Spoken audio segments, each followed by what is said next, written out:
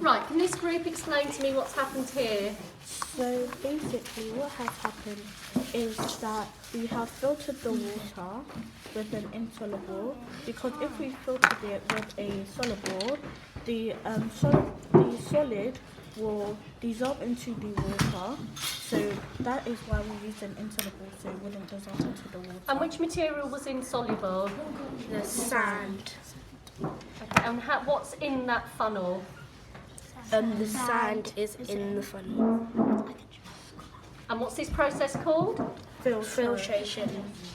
Right, so Riley and Jazeel, tell me what's happened here. So the sand hasn't gone through the filter, but all the water has, which means, and if soluble means that something can dissolve. And So is that liquid, is that material that's in there a soluble or an insoluble material? I'd call it insoluble because it hasn't dissolved at all.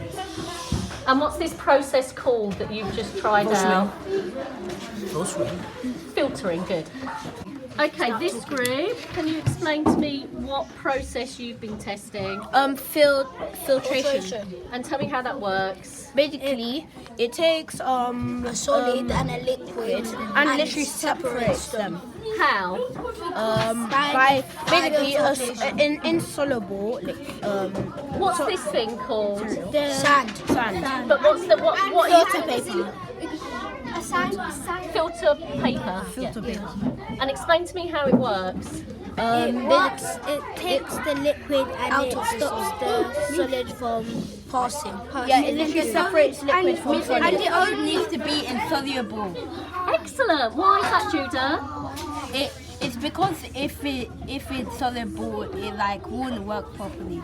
Excellent. What would happen if we did this with a soluble material? Then the soluble material would go through and it wouldn't work because it's dissolved. Wow, super.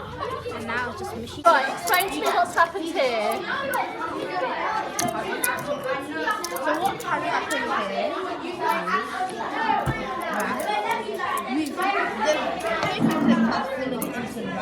I've used the magnet to pick out the paper clip. What's the correct word that we're using? Magnetic attraction To separate.